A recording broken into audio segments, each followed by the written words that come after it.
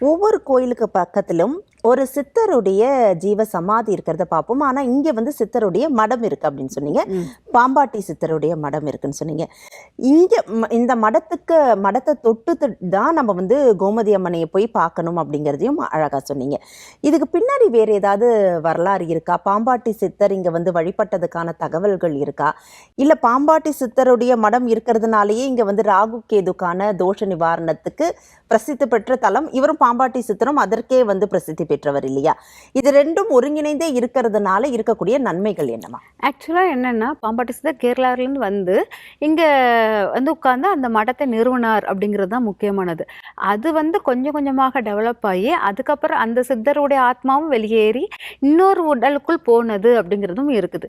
இப்படி அந்த சித்தர்கள் உடல் மட்டும்தான் அழியும், அந்த ஆத்ம ஒளி பயணிக்கும். இந்த சங்கரங்கோயிலுடைய தத்துவமே நம்மளுக்கு அதுதானே.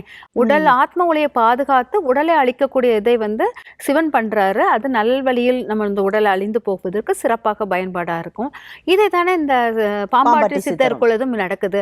அதனால இது வந்து ஆட்டோமேட்டிக்கா அவர் சித்தர் இல்லையா, அதனால அவர் கரெக்டா அந்த இடத்துல வந்து பாம்பாட்டி சித்தர் வந்து அந்த இடத்துல வந்து அவருடைய மடத்தை நிரூபிச்சிருக்கிறாரு அப்படிங்கிறத எடுத்துக்கலாம். இங்கேயும் ஆத்ம ஒளி தான் இல்லையா? பாம்பாட்டி சித்தர் மடம் நம்ம எடுத்துக்கிட்டாலும் அங்கேயும் ஒளி ரூபத்துல தான் நம்மளுக்கு தரிசனம் கொடுக்கிறாரு. இங்க ஏற்கனவே அதை வந்து ஹரியும் சிவனும் சேர்ந்தே வந்து செஞ்சுட்டாங்க. அந்த ஒளி ரூபம் தான், அந்த தத்துவம் தான், அதை நீங்க பார்க்கணும் அப்படிங்கறத வந்து அழகா வந்து சொல்லிட்டாங்க.